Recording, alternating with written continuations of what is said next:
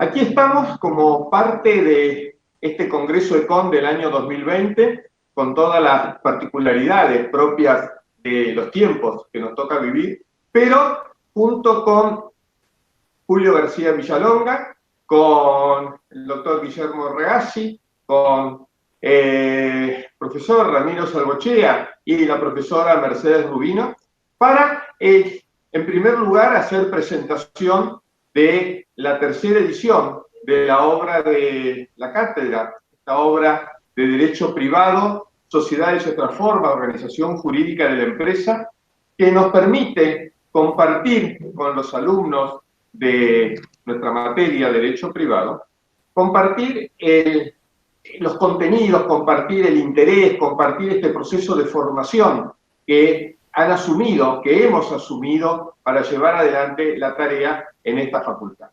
De modo tal que esta reunión tiende precisamente a eso, a presentar la obra y compartir algunos temas que luego van a desarrollar los profesores con quienes integramos en este momento tan grato que nos permite participar de esta iniciativa de la facultad que ya lleva ahora su sexto año de realización. Julio, ¿querés agregar algo a la presentación? Sí, mínimamente señalar, gracias José María, que bueno, esta oportunidad que hemos tenido de publicar la tercera edición nos ha permitido mantener la actualidad en una obra que ciertamente tiene su relevancia porque unifica todo el programa de contenido de la materia de instituciones, la Facultad de Ciencias Económicas, y no está de más señalar también que es un material de consulta de sumo interés en otras facultades de otras carreras, también como ser en la Facultad de Derecho de la UBA y en universidades privadas donde es obra de referencia. Bueno, vamos entonces a dar lugar al doctor Guillermo Regassi, anterior profesor titular de la cátedra, profesor consulto de nuestra facultad, a fin que trabaje sobre uno de los temas hoy tan de moda, tan en boga, que son las sociedades por acciones simplificadas. Doctor Regassi, le dejamos el espacio. Bueno, muchísimas gracias. Para mí es un placer muy grande compartir esta reunión con todos ustedes.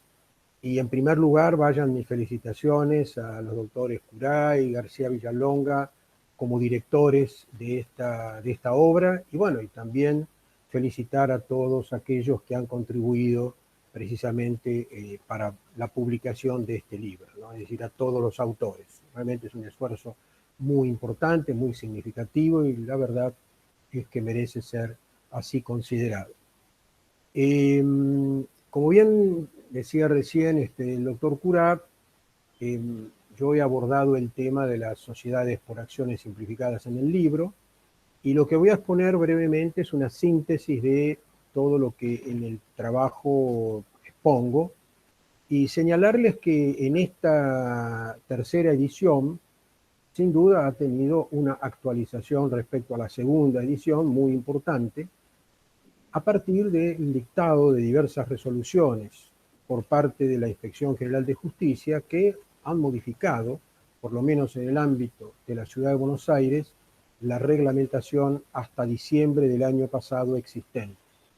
Y más aún que se ha conocido un proyecto de ley que tramita en el Senado de la Nación, que hoy tiene ya media sanción del Senado, que está en Cámara de Diputados en estos momentos, y que plantea sin duda una muy fuerte revisión sobre la reglamentación aplicable a las SAS. De modo tal que esto también ha sido considerado en el libro, incluso dando también mi opinión, que trataré de sintetizar en esta breve exposición. Yo he preparado una muy prieta síntesis en una filmina que, bueno, voy a contar con la colaboración del doctor Salvochea, que podemos comenzarla, señalando que realmente nos encontramos aquí frente a dos fenómenos disruptivos en este siglo denominado el siglo digital, muy importantes, como son, por un lado, la tecnología, con todo lo que significa y el impacto de la tecnología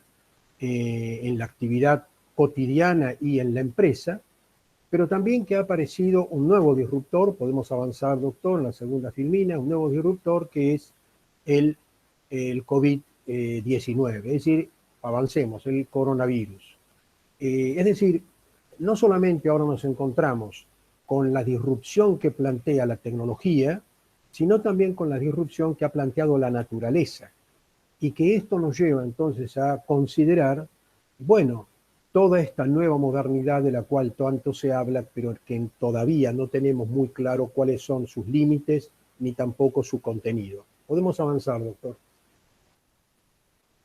Desde el campo normativo, nosotros en los últimos años hemos tenido sin duda unas modificaciones sustanciales, no solamente por el dictado de un nuevo Código Civil y Comercial unificado, sino que en materia de sociedades, la reforma a la ley 19.550 por la ley 26.994 comportó sin duda una modificación importante en cuanto a una visión distinta sobre el derecho societario, mayor flexibilidad, mayor, digamos, menores rigideces normativas, mayor facilidad en la implementación de las sociedades, la aparición de una sociedad simple, así se la ha denominado, o residual nueva en la ley de sociedades, una visión distinta sobre la atipicidad, la sociedad anónima unipersonal, que sin duda más allá de las dificultades en su implementación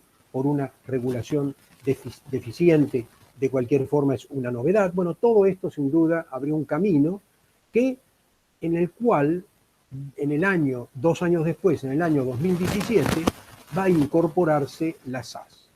Es decir, todo esto sin duda está comportando, bueno, si nos encontramos frente a nuevos paradigmas, es decir, una visión distinta del pensamiento sobre nuevas realidades a las cuales el derecho y la norma van a ser aplicables.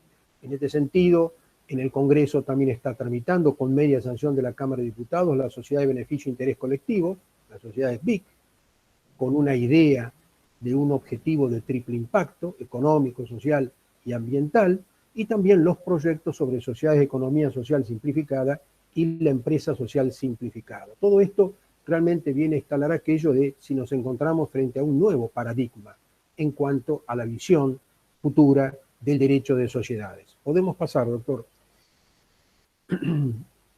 Cuando hablamos de cambio de paradigmas, sin duda la ley 27349 y la regulación de la SAS fue considerado por muchos, incluso hay autores que han hablado de un nuevo paradigma, de un cambio revolucionario en nuestro derecho, de una luz que aparece nueva en el firmamento. Se habló mucho de la libertad con responsabilidad, y esto es recogido por la resolución 6 del año 2017 en sus considerandos, cuando nos plantea de que realmente la SAS comporta un cambio de paradigma en este nuevo derecho, en este derecho societario, como tipo societario que se incorpora. Podemos avanzar. Esta idea de cambio revolucionario también lo encontramos en la SAS, que el año pasado se incorporó en la legislación uruguaya. Allí se habla de un cambio revolucionario en el derecho societario uruguayo, que contribuye a la creación de compañías de capital de riesgo.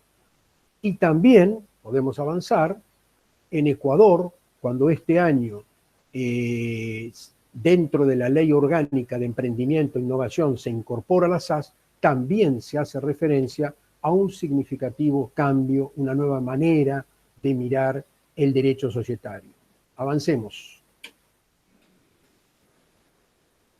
Si uno mira, por ejemplo, las entidades registradas hasta el 31 de diciembre del año pasado en el registro público de la Ciudad Autónoma de Buenos Aires, advertirá cómo a partir del año 2017 la sociedad anónima o por acciones simplificadas que comienza a ser aplicada, va incrementándose su número anualmente y va desplazando en realidad en el empleo a la sociedad de responsabilidad limitada y a la sociedad anónima. Y este fenómeno también se advierte en las jurisdicciones provinciales, donde actualmente se calcula que hay cerca de 30.000 SAS inscriptas en todo el territorio, dentro de los cuales hay 11.500 en la Ciudad Autónoma de Buenos Aires. Esta es la realidad hasta ahora, por lo menos hasta el 31 de diciembre, un tipo societario favorablemente aceptado por la doctrina, pero muy especialmente porque a ellos está dirigido por los empresarios, por las pymes y por los emprendedores. Avancemos, doctor. Sigamos.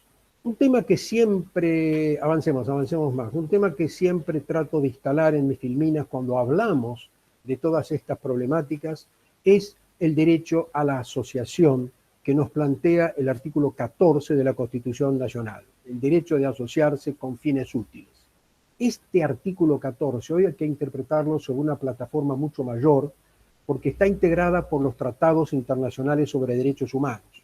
De modo tal que este derecho a la asociación, hoy podemos también concebirlo como el derecho a la creación de asociaciones, de personas jurídicas, el derecho a participar, a formar parte, a elegir y ser elegido, a renunciar, a retirarme, a ingresar. Es decir, es un derecho hoy concebido en forma ampliada. Obviamente que no es un derecho absoluto, porque su ejercicio será conforme a las leyes que lo reglamentan, como dice la Constitución, pero el artículo 28 de la Constitución cierra, sin duda, esta idea al señalar que esta reglamentación no puede alterar este derecho. Es decir, que esta reglamentación, en sentido amplio, que comprende las leyes, las ordenanzas, las resoluciones, las disposiciones que se dicten, no pueden alterar, no pueden afectar el derecho a la asociación que el artículo 14 atribuye a los habitantes. Me parece que es clave esta cuestión cuando analizamos nosotros las resoluciones que se dictan, en esta materia como en general. ¿En qué medida estas resoluciones pueden estar afectando el derecho que otorga o atribuye a todos la Constitución Nacional? Por eso me parece muy importante aplicar todo esto a las realidades concretas y específicas. Podemos pasar, doctor. Adelante. Bueno, este es un dictado, para atrás. Este simplemente es un detalle de la cantidad de resoluciones, por lo menos hasta el viernes, no sé si hoy se ha dictado la resolución 41 o más, que ha dictado la inspección sobre los diversos temas. Lo dejo como dato nada más, pero ustedes verán ahí que en materia de sociedades y de SAS, sin duda el organismo ha dictado una serie de resoluciones que, como les decía al comienzo, vienen a impactar en la reglamentación aplicable, por lo menos en el ámbito de la capital federal. Sigamos avanzando. Adelante. Muchas veces nosotros hablamos, para atrás. Muchas veces nosotros hablamos de las innovaciones tecnológicas y pocas veces hablamos de las innovaciones jurídicas. Y las innovaciones jurídicas muchas veces son anteriores a las innovaciones tecnológicas. Al contrario, muchas veces las promueven, las impulsan. Muchas innovaciones tecnológicas son productos previamente de una innovación o de una norma jurídica. Y cuando nos planteamos el tema de la SAS y de lo que ha significado como innovación jurídica en nuestro país, yo siempre hago referencia a que incluso su propia gestación, el proyecto de SAS, ha sido una sinergia entre el sector público-privado y la academia o la universidad. Y esto es a diferencia de lo que ocurre habitualmente con los productos o los proyectos legislativos, que generalmente una comisión, expertos, juristas, designada por el Poder Ejecutivo o por el Poder Legislativo, hace un proyecto y lo coloca a la consideración pública. Y dice, esto es la forma, la estructura más adecuada para esto que nosotros consideramos que debe ser. Y sin embargo, acá ha sido al revés. Ha sido que el sector de emprendedores, a través de sus cámaras y de sus empresas en particular, han señalado al Estado, esto es lo que nosotros queremos, por la profunda insatisfacción que emergía de las realidades concretas existentes en cuanto a los tipos, a su forma de creación, a las demoras y a los costos. Y esto realmente es un cambio de paradigma en el proyecto legislativo, en un proyecto, en la construcción, en la gestación de un proyecto legislativo. Y también, sin duda, ha constituido, desde el punto de vista de una innovación jurídica, estos 3 o 4 ejes sobre los cuales se pivotea la SAS. En primer lugar, un eje central, la autonomía de la voluntad, es decir, la libertad que tienen los socios de la configuración de sus cláusulas. un régimen de capital, de acciones y prestaciones accesorias mucho más flexible que el de la ley de sociedades, mucho más adecuada a las realidades a las cuales está dirigida la ley, una organización jurídica interna que lleva en definitiva a que podemos organizar los órganos de administración y de gobierno la forma más conveniente a los intereses que se persiguen, y finalmente un tema muy novedoso en nuestra legislación, ya que por primera vez se pueden crear, se pueden constituir y registrar sociedades por medios registrales. Y no solamente eso, sino que también pueden llevarse libros en forma digital y por medios digitales. Y esto sin duda es una innovación muy importante y que coloca a Argentina en aquellos lugares de pronto más prominentes del derecho comparado, más superadores, más innovadores, siguiendo las corrientes de la Unión Europea, de la guía de la UNCITRAL, sobre la forma de creación de empresas y la importancia de la apoyatura tecnológica, y especialmente la incorporación de medios digitales. Sin duda, abrevia los plazos de inscripción, reduce costos, crea valor, sin duda, por su flexibilidad. Y no cabe duda que la SAS ha tenido una influencia sobre los restantes tipos societarios, no solamente en cuanto a la cuestión práctica, que ha acelerado, no solamente en Buenos Aires, sino en el interior del país, la constitución de SRLs, de anónimas, que tenían plazos muy extensos de inscripción registrada. Bueno, todo esto ha sido, sin duda, una influencia que ha tenido la SAS y que ha sido muy beneficiosa. ¿Podemos cambiar, doctor? Bueno, acá simplemente no podemos entrar, por supuesto, en toda esta extensa nómina de situaciones, de modificaciones que ha planteado la Inspección General de Justicia a través de diversas resoluciones, impactando directamente en la SAS, ¿no es cierto? El objeto único y la exigencia de relación capital y objeto. Bueno, ya los socios no podrán disponer libremente de los derechos de los socios, la fiscalización interna, la obligatoriedad de presentación de estados contables, la exigencia de la firma digital, directamente no se admite más la firma electrónica, bueno, y un nuevo modelo tipo que plantea una cierta paradoja, porque este modelo tipo creado por la resolución 23 admite un objeto múltiple cuando la resolución 5 de este año y para todas las sociedades instala el objeto único. De modo tal que, bueno, es una paradoja que nos plantea la SAS. El modelo tipo de la SAS admite un objeto múltiple y si nosotros no utilizamos ese modelo tipo de la resolución 23, tenemos que ajustarnos al objeto único. Podemos pasar otro, doctor. En definitiva, simplemente quería referirme a unos considerandos que aparecen en la resolución 9 y que plantea en esos considerandos una crítica a la resolución 6 del año 2017 por considerar que esta resolución 6 del 2017 se autolimitó en el ejercicio de sus funciones. Efectivamente, la resolución 6 del año 2017, en todo su desarrollo, siempre hace referencia a la cuestión registral. Es decir, ¿por qué? Porque el organismo, recordemos, la Inspección General de Justicia cumple funciones registrales por un lado, pero también como contralor. Pero de la ley 27349 se derivan solo las funciones registrales. No hay una sola norma que aluda a la intervención del organismo en su calidad de autoridad de contralor. De modo tal que esta crítica que se hace a la resolución 6 no parece del todo fundada, porque la resolución 6 se ajustó a lo que la ley 27349 indica. Y por el contrario, parece que se extralimita el organismo cuando ejerce sus funciones como autoridad de control.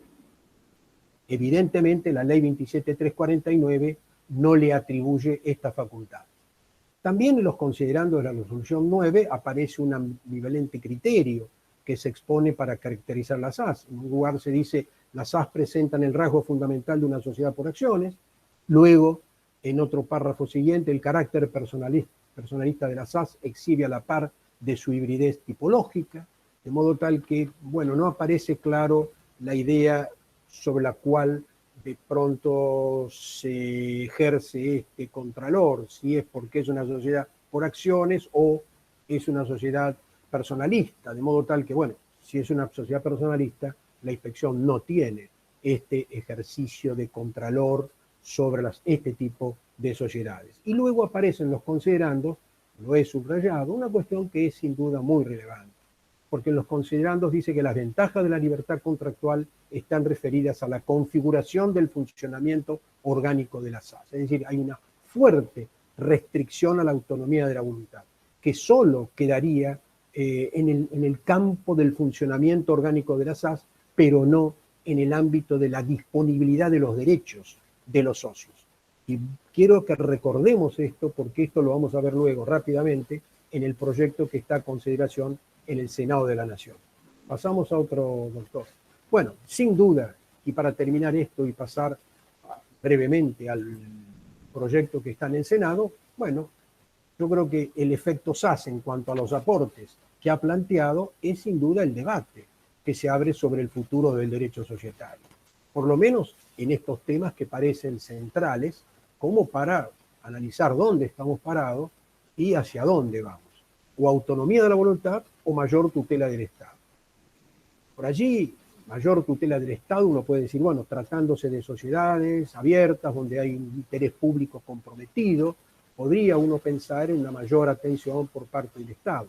Pero en las sociedades cerradas y en las sociedades por acciones simplificadas que lo son, en realidad no parece que este sea el mejor camino.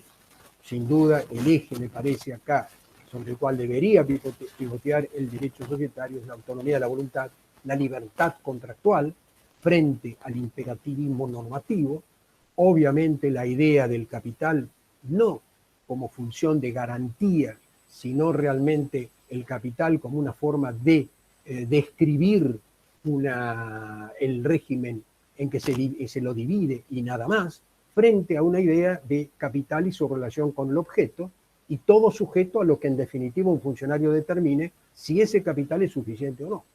Luego la idea del objeto plural que instala la SAS frente a esta idea del objeto único. Luego, celeridad y certeza frente al control de legalidad sustancial.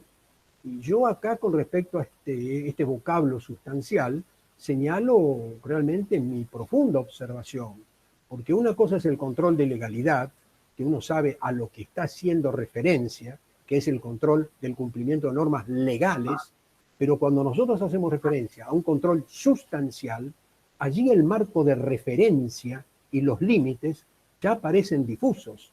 Y entonces, la intervención del registrador mercantil, cualquiera sea, estoy hablando de instituciones, no de personas, la intervención del registrador mercantil ya no tiene límites en cuanto a su indagación extradocumental. ¿Qué significa sustancial? No es una palabra que viene del derecho registral mercantil. Esto es una expresión que la encontramos en las normas de la inspección del año 2005, están replicadas en las normas del año 2015.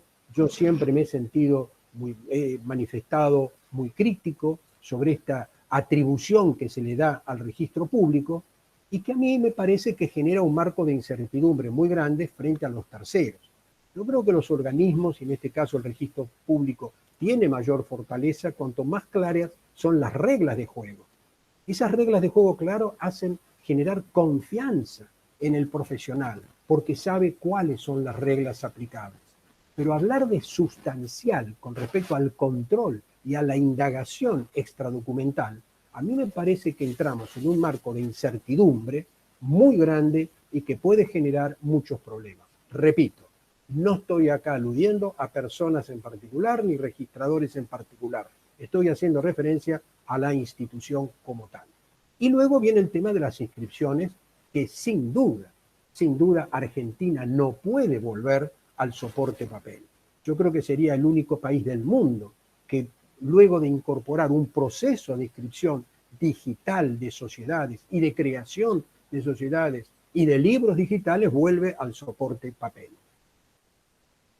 No sé cuántos minutos me quedan, doctor, pero tendría acá el proyecto de Avanzamos un poco más, el proyecto que está en el Senado, no sé si son 3, 4 minutos. Usted me dirá.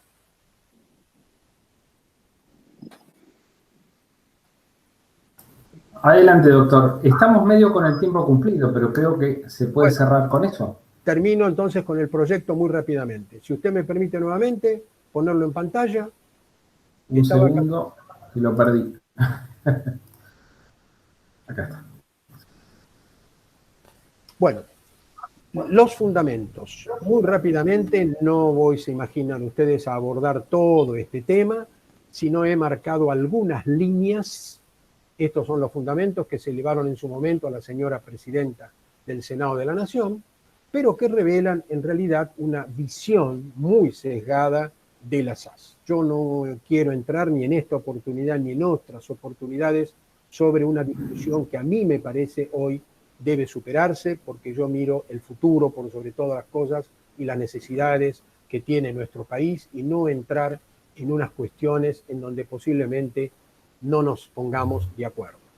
Pero aludir a que se creó esta sociedad en forma encubierta, aludir que son con el objetivo de constituir empresas fantasma, en la mayoría de los casos con el único objeto de blanquear capitales de dudoso origen, a instancia de la restauración neoliberal encabezada por el gobierno de Mauricio Macri, etcétera, etcétera, me parece que es una visión muy sesgada. Y además, luego de estos considerandos, sí, por supuesto, hay otros, donde se describen ciertas situaciones de ilicitud, de fraude, podríamos denominar, es decir, empresas SAS vinculadas con narcotraficantes, empresas SAS vinculadas con el lavado de dinero, empresas SAS que habrían comprado inmuebles con unos capitales irrisorios, es decir, situaciones, yo las llamo siempre patologías, dentro del sistema, pero que esto no es atribuible solamente a la SAS. Revisemos lo que está pasando con las sociedades anónimas, revisemos lo que está pasando con las SRL, con las fundaciones o en su momento con las cooperativas. Pensemos que detrás de cada una de estas personas jurídicas hay conductas humanas que las dirigen, que las conducen. Y estas conductas pueden ser muy virtuosas o pueden ser muy disvaliosas. Y yo siempre me quedo con lo primero, porque en definitiva eso es lo que nos ha hecho grandes. Si miramos lo que está ocurriendo en estos días, hoy leí en los diarios un fraude fabuloso al PAMI por cerca de 500 millones de pesos. Detrás de todo esto hay una sociedad anónima. Estoy mirando en estos días que un directivo de una entidad cordobesa de una asociación civil está vinculado con un grupo de narcotraficantes. O también el proceso que se ha iniciado y que está hoy en los tribunales de Lomas de Zamora a un dirigente del fútbol de una entidad deportiva muy importante de Gran Buenos Aires, bueno, que se le atribuye lavado de dinero, de modo tal que vamos a pensar entonces que hay que derogar las asociaciones civiles. No, yo me quedo por supuesto siempre con la otra mitad del vaso lleno. Y esto me parece que es lo que tenemos que mirar. Lo que sí me parece es que todas estas cuestiones de los pillos, ¿no es cierto?, que desvían, que hacen uso desviado de la personalidad jurídica, eso debería ser sancionado. Y me parece que lo que estamos en deuda es precisamente con eso, con condignas sanciones, y que le llegue a la ciudadanía un mensaje claro. Señores, el que hace estas cosas, cualquiera sea el tipo societario elegido, cualquiera sea la estructura o la persona jurídica, el que hace estas cosas las paga. 2 o 3 líneas, y pasamos rápidamente, del proyecto, y con esto termino, que llaman por lo menos la atención. El artículo primero, esto sí es altamente llamativo. Todas las sociedades por acciones simplificadas deberán ser constituidas por emprendedores que deben inscribirse previamente en un registro especial. Es decir, se crea un registro especial nacional de alcance federal, con lo cual aquí entra una cuestión de, digamos, de naturaleza constitucional, porque el artículo 121 de la Constitución no delega las funciones especialmente registrales en el gobierno nacional. Pero dejando de lado esto, fíjense ustedes que para constituir una SAS, primero los socios deben inscribirse en un registro especial. Es el único caso que existiría en nuestro país donde para constituir una persona jurídica previamente el asociado debe inscribirse en un registro. Como si de pronto, a partir de ahora, vamos a abrir un registro de de empresarios para inscribir sociedades anónimas o SRL, o un registro de fundadores para aquellos que quieran crear una fundación. Termino señalando en normas sucesivas a las sociedades por acciones simplificadas se les aplican las normas de la sociedad anónima, de modo tal que se produce un gran desajuste en toda la estructura de la ley 27349, que está prevista para la inscripción en un registro y la intervención de la autoridad de control registral. Y ahora, en cambio, bueno, se dispone que va a quedar sujeto también a la autoridad de contralor, que no es lo mismo que la autoridad registral, la autoridad de contralor local. No ha tenido en cuenta, sin duda, el legislador, que hay todavía 9 jurisdicciones, es decir, más de un tercio de jurisdicciones provinciales, en donde el registro público está a cargo de un juez, está a cargo del juez, a cargo de un juzgado. Esto me parece que es muy importante, no se ha tenido en cuenta, y entonces encontramos dentro de este proyecto una serie de normas que son totalmente antifuncionales. Termino con la última filmina, doctor, pasemos porque no quiero quitar más tiempo. ¿Otra más? ¿Otra más? ¿Otra más? Bien, los desafíos que tenemos por delante. La pandemia, sin duda, es un acelerador no previsto para la transformación que el país demanda. Y esto nos está exigiendo a todos los que de alguna u otra manera estamos vinculados con toda esta problemática, hacer un gran esfuerzo, un esfuerzo colectivo para tratar de proveer los mejores instrumentos que el país está necesitando. Instrumentos que sean innovativos. Innovar, como decía un empresario, no es que las vacas vuelen. Innovar es simplemente hacer más simple la vida de la gente. Es crear instrumentos innovadores que faciliten la creación de empresas para los emprendedores y las pymes, con menores plazos y costos, que coadyuven a la generación de empleo y estimulen la investigación, el desarrollo y la tecnología. La tecnología aparece como un dato importantísimo en los procesos de creación de empresas, de su registración y funcionamiento. Y de la mano de todo esto, la mayor, que es un objetivo ineludible y transversal. A mí me parece que esto está de alguna manera explicado, por supuesto, con mayor detenimiento en este nuevo libro y en la parte que me ha tocado de las sociedades por acciones simplificadas.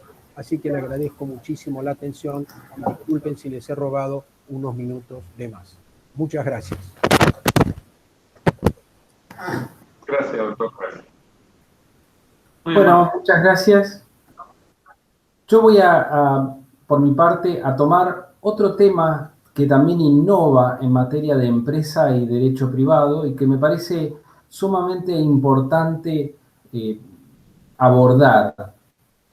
Se trata del tema de la diversidad en materia de empresas.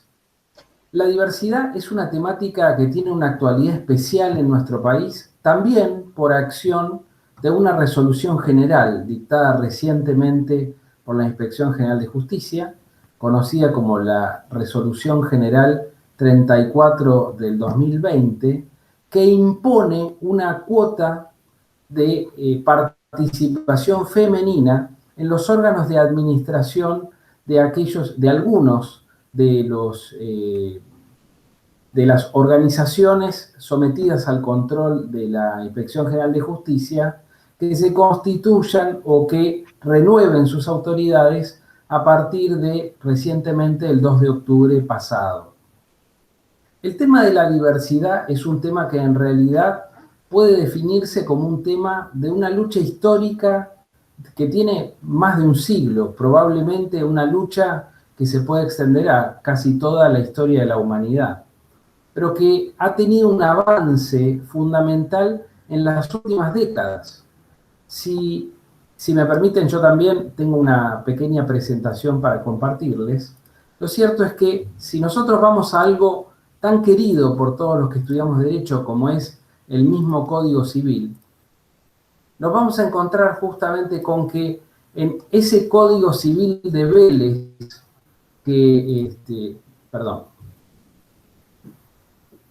que estudiamos en la facultad, quienes hicimos Derecho y quienes transitaron la carrera de Ciencias Económicas en su momento, tiene algunas normas claramente difíciles de digerir hoy en un contexto en el cual la diversidad de alguna manera es un tema instalado para todos. Fíjense estos ejemplos, voy a leer uno simplemente para que lo tomen en cuenta. El artículo 990 establecía que no pueden ser testigos en los instrumentos públicos los menores de edad no emancipados, los dementes, los ciegos, los que tengan domicilio o residencia en el lugar, las mujeres. Esta norma es una norma que hay que verla, por supuesto, históricamente. El rol de la mujer ha tenido una evolución que no puede soslayarse y que obviamente todavía es una cuenta pendiente en una sociedad como la nuestra, que valora a la igualdad como un principio fundamental de nuestro Estado de Derecho. Si nos fijamos en lo que pasa en las empresas en el mundo, vamos a ver que justamente esta problemática de la diversidad ha tenido una evolución bastante importante a lo largo de las últimas décadas, y esto se puede ver en las estadísticas y sobre todo en la movilidad de las estadísticas que nosotros encontramos.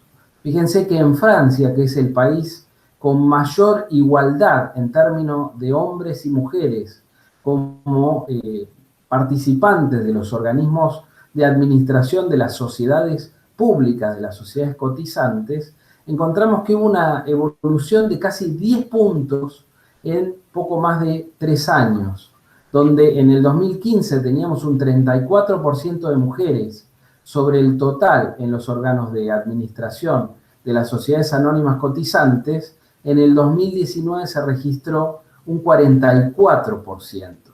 Como ven, igual esto muestra que aún en la punta de lanza que hacen países del primer mundo como Francia, Noruega, los primeros que están listados ahí, hay todavía una ausencia importante del rol de la mujer en los órganos de administración.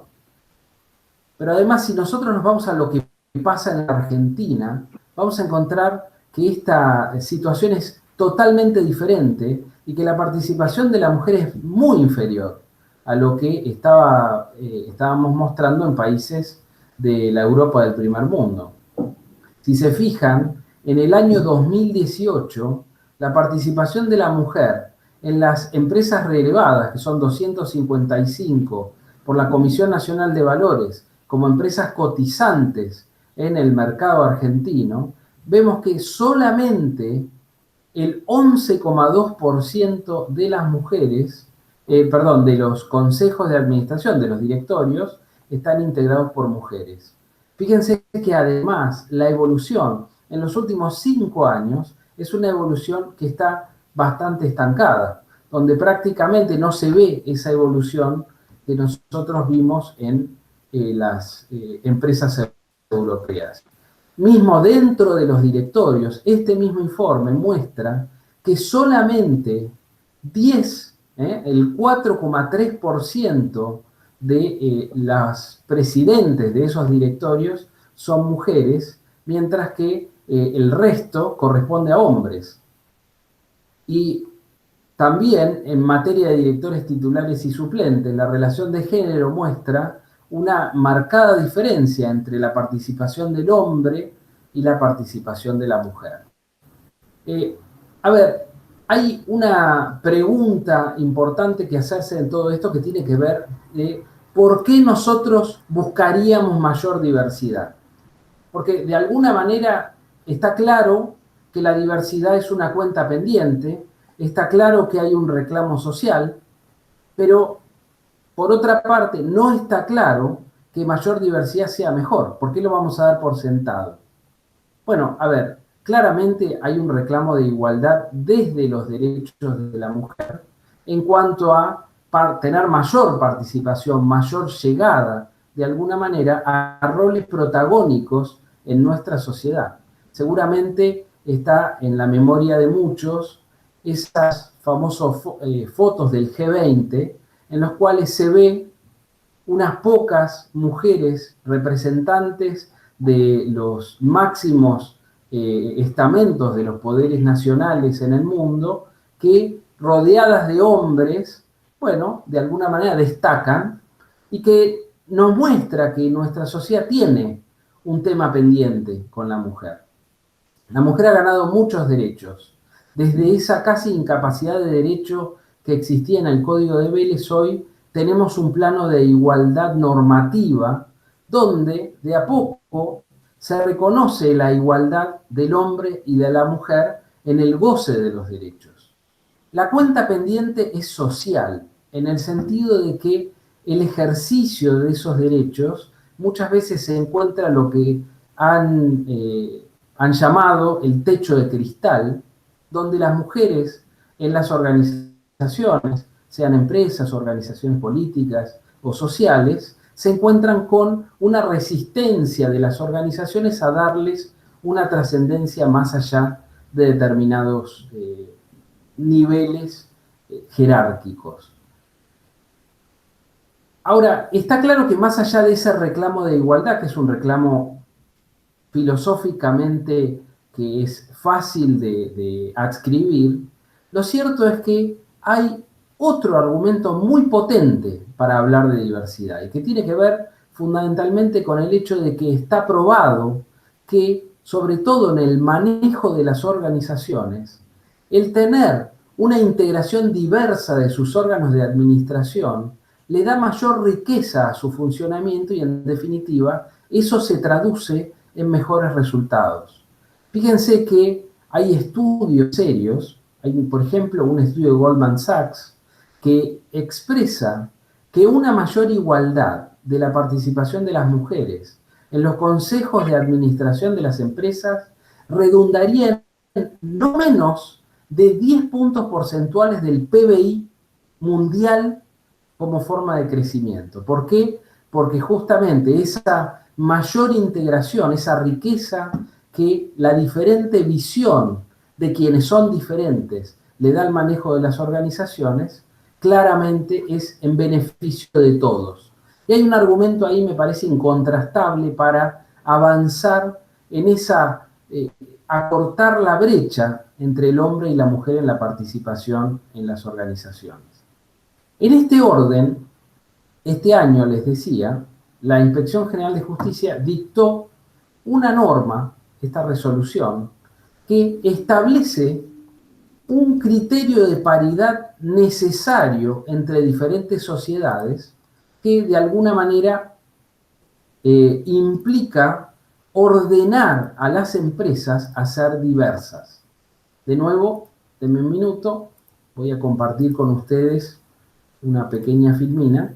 Si ustedes lo están viendo, van a ver que la resolución dispone que los organismos de administración de las asociaciones civiles, de las simples asociaciones, de las sociedades del Estado, de las fundaciones y también de algunas sociedades anónimas, esto es, sociedades anónimas cerradas, no cotizantes, pero sujetas a un control estatal permanente, salvo aquellas que sean unipersonales o que tengan este carácter por su capital ser superior al límite de 50 millones de pesos, deben incluir igual número de miembros femeninos que masculinos, salvo que sean de integración impar, en cuyo caso la integración deberá ser de por lo menos 2/3 de miembros masculinos y 1/3 de miembros femeninos. La problemática dada por esta resolución, que suscitó un gran debate en los medios y en la doctrina, tiene que ver con la forma en la cual se intenta dar esta solución. Y acá, rápidamente, para respetar el tiempo de los demás, voy a establecer dos argumentos que me parece invalidan este intento por parte de la inspección. A ver, obviamente este es un tema opinable y claramente lo que he intentado decir es que yo estoy de acuerdo con la necesidad de una mayor diversidad. Sin embargo, en primer lugar, hay un tema de formas. El Estado no está para decirle a los empresarios cómo tienen que manejar sus empresas, y seguro que no está para decirle a los empresarios que tienen que ser más diversos. Si bien esto se ha aceptado en otras partes del mundo, con alguna excepción, lo cierto es que en general lo que se pretende es establecerlo como un criterio de mejor práctica de gobierno corporativo. Esto es, dándole a la compañía la indicación de que se espera que sea diversa, pero la oportunidad de explicar, si no lo es, de por qué decidió no ser diversa. En segundo lugar, en general este tipo de normas, cuando son obligatorias, que es el caso de Francia, por ejemplo, que es un ejemplo de éxito sin dudas, son normas impuestas para las empresas que tienen mayor exposición por ser empresas públicas. Esto es, que cotizan en las bolsas de valores, porque obviamente el impacto social que esas empresas tienen en la sociedad es diferente del que puede tener una compañía cerrada, que es cualquier empresa que por alguna razón, por su objeto, por ejemplo, esté o caiga dentro del 299 en cuanto a empresa privada, y también las asociaciones civiles, fundaciones y el resto de las organizaciones que recién veíamos. Hay que decir que hay otras metodologías que en general son, por lo menos, fruto de mayor consenso como para lograr diversidad. Hay un montón de metodologías que tienen que ver, por ejemplo, con hacer más diverso el proceso de selección, dar más oportunidad de ascender a aquellos estamentos en los cuales se hace el pool dentro del cual se eligen a las personas que en definitiva van a ocupar esos cargos jerárquicos. Pero el segundo argumento, que tiene que ver con la forma de por qué la resolución 34 debiera criticarse, es que, de nuevo, y un poco en línea con lo que el doctor Ragazzi contaba, la IGJ se atribuye facultades que no tiene. Claramente no las tiene porque su ley de creación no se las otorga, y además no las tiene porque en realidad se tratan de facultades reglamentarias de derechos constitucionalmente aceptados, como puede ser el derecho de propiedad y el derecho de contratar y de ejercer toda industria lícita, que tienen que ser reglamentados por vía legislativa. Si esto mismo se hubiera intentado por vía del Congreso de la Nación, sería otra cosa, sobre todo porque además el Congreso le da una base de legitimidad en el debate y en la representación de quienes intervienen en ese debate, que en este punto se soslayó de un plumazo. Y claramente eso parecería que no puede pasar. En definitiva, cierro con una conclusión que me parece muy importante y muy relevante en esta época de cuarentena que estamos viviendo. Tan vieja como ese dicho que dice: el fin no justifica los medios. Por más que estemos de acuerdo, no podemos sostener una decisión unilateral de un organismo de tercer orden de imponer reglamentaciones a derechos fundamentales indiscriminadamente de esta forma. Bueno, muchas gracias. Le dejo entonces a Mercedes pasar a tratar su tema. Gracias, Ramiro. Gracias. Muchas gracias, buenas tardes. Bueno, pensando en esta ocasión, que es la presentación de un escalón más en este trabajo de la cátedra por construir conocimiento, quería compartir con ustedes algunas notas, en realidad, sobre esta situación que nos convoca, que nos ha tocado, que nos ha sorprendido, como a los personajes del Dr. Riera y de Michel, de la célebre novela de Camus. La pandemia del COVID-19 también afectó nuestra forma de ser docentes, y sobre eso voy a hacer algunas reflexiones. Sabemos que la mayoría de la humanidad se encontró de repente en una situación inédita, que es el uso generalizado de la tecnología para casi todo, desde el teletrabajo hasta las reuniones sociales por Meet o por Zoom, encontrarse con la familia por estos medios.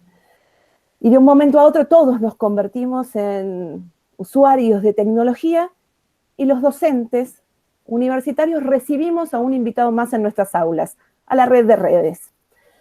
Para empezar, le ponemos por lo menos un nombre o una definición o un concepto a este convidado. El e-learning es una modalidad de formación mediada por el uso de Internet, en esta tríada que es la relación estudiante, docente, contenidos, que hace, por ejemplo, decía García Aretio, que es un diálogo didáctico mediado por la tecnología. Hablamos en definitiva de la relación, o por lo menos de la adaptación de la universidad a la sociedad de la información.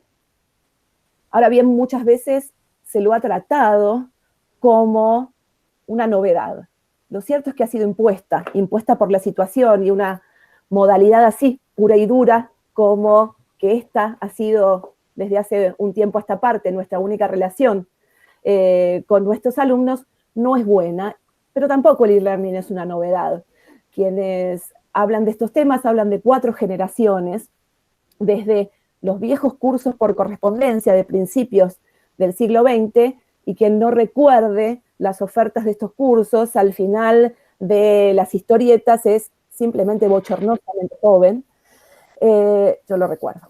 La enseñanza, pasando por la enseñanza multimedia, para llegar a inicios de los 80 a incorporar medios informáticos, los DVD, los CD, el software educativo, hasta llegar a mediados de los 90 a la irrupción del Internet en la prestación de estas situaciones educativas. Esto es, la creación de las plataformas educativas, los entornos virtuales, la era de la web 2.0, un poquito más acá.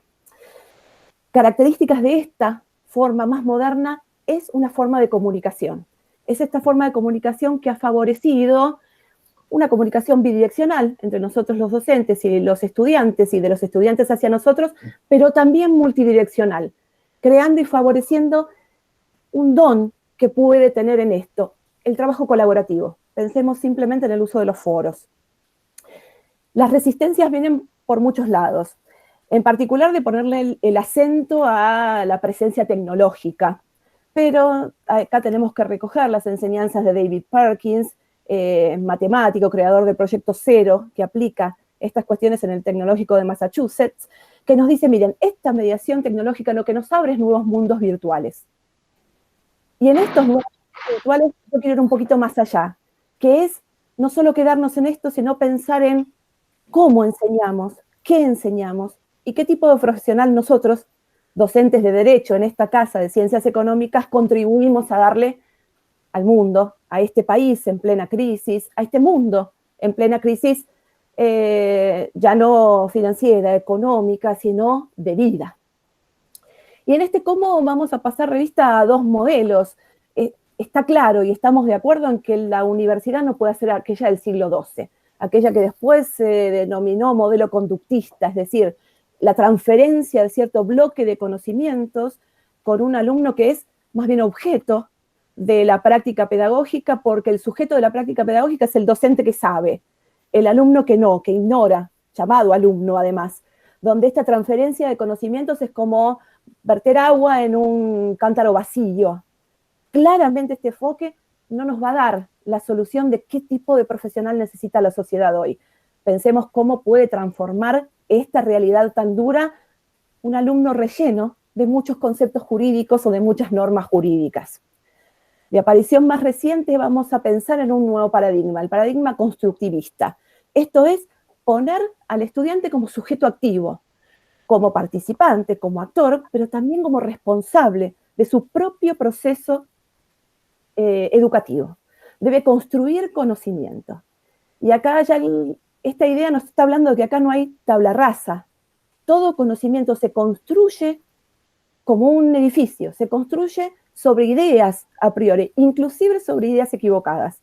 El constructivismo sabe que las fuentes de información, los docentes e inclusive los pares en esta práctica, en este proceso educativo, forman el andamiaje sobre el que se va a construir conocimiento.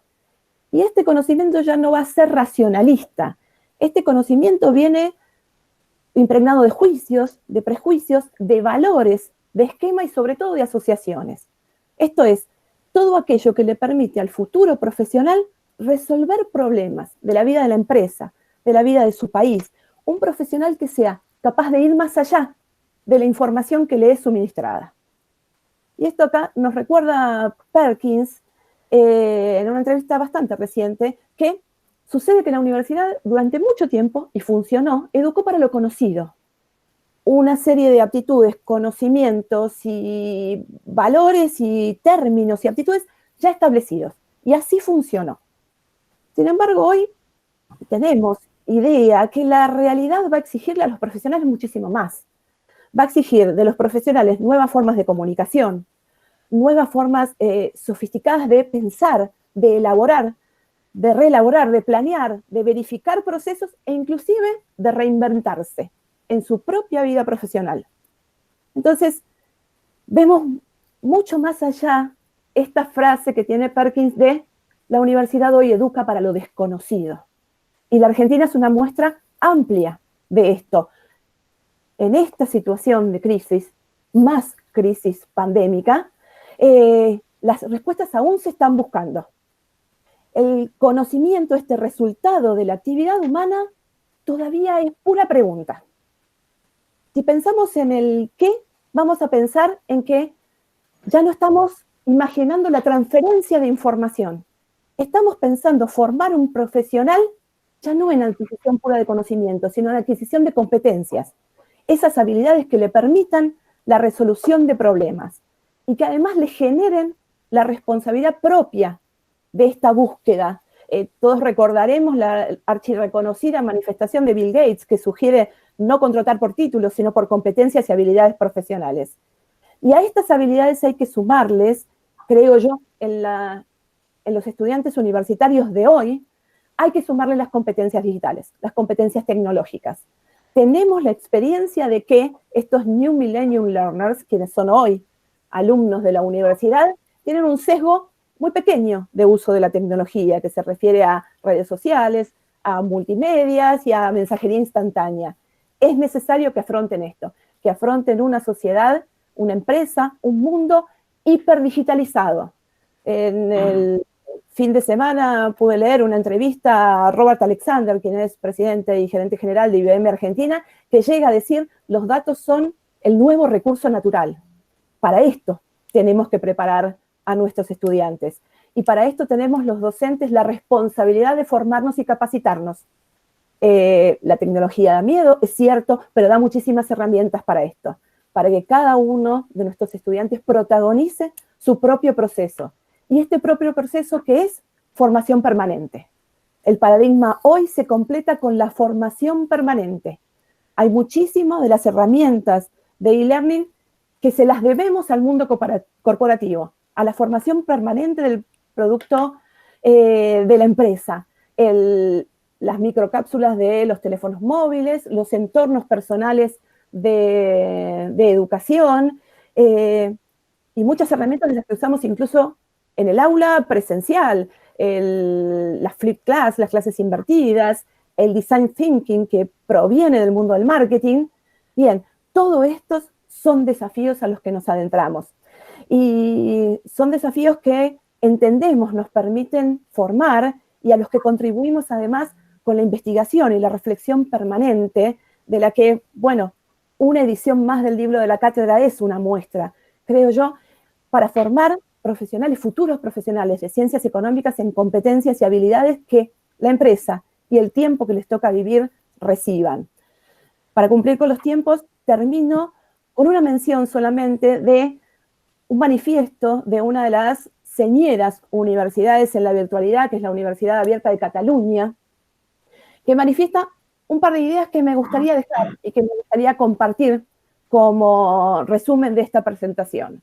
Pone allí esta universidad que es totalmente virtual, cosa que quizás podríamos criticar en otro encuentro, nos dice que la educación superior no puede ser un mero trámite que culmine en un título.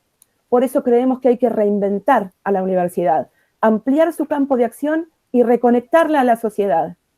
Y porque innovar conlleva huir de los comportamientos estancos y conectar personas, experiencias y habilidades, creemos que la universidad debe resultar atractiva para el mundo de la empresa y las empresas emergentes y convertirse en un socio empresarial. Muchísimas gracias. Gracias, Mercedes. Bien, Julio, vamos concluyendo. Vamos concluyendo esto que nos hemos propuesto, que fue presentar este libro, y en el cierre Mercedes sintetiza el espíritu que nos anima, y es un espíritu que lo compartimos los integrantes de la cátedra, que con el doctor Ragazzi ya lo hemos conversado, en cuanto a que esto signifique un elemento de progreso para la realidad empresaria. Es el progreso del país, es el progreso de estos futuros profesionales que se van a integrar a un proceso de desarrollo económico. Y con ese ánimo dejamos en manos, en lo inmediato, de nuestros alumnos y en lo inmediato de los profesionales del derecho, operadores del derecho, tanto desde la mirada de las ciencias económicas como desde la misma ciencia jurídica, para que ello sea motivo de aplicación real, cierto, dentro de esta vida empresaria. Julio, te dejo el cierre final, así concluir. Bueno, muchas gracias. Y bueno, en torno a esto que estamos ya cerrando, simplemente queremos referir que más allá que en esta tercera edición se tratan todas las temáticas clásicas propias de la materia, lo concreto es que esta innovación que aquí se ve reflejada fundamentalmente a partir del tipo societario comentado por el doctor Ragazzi, da cuenta que el derecho sigue acompañando a toda esta necesidad que representa la evolución del hombre. La evolución que hoy está en una situación de crisis frente a esta pandemia, pero como toda crisis va a implicar también un desafío para dar respuesta a estas nuevas necesidades, sea ya en el plano educativo, como Mercedes lo ha comentado muy bien, sea ya en el plano legislativo, como han referido los dos colegas que han expuesto. Pero bueno, lo concreto es que estamos adaptándonos a estos tiempos y en definitiva de eso depende el éxito de nuestra continuidad, de nuestra adaptación como humanidad. Bueno. Muchísimas gracias a todos, y que nuestros destinatarios en este congreso, bueno, nos hagan llegar sus apreciaciones y con ellos podamos también compartir estas nuevas inquietudes. Muchísimas gracias. Muchas gracias.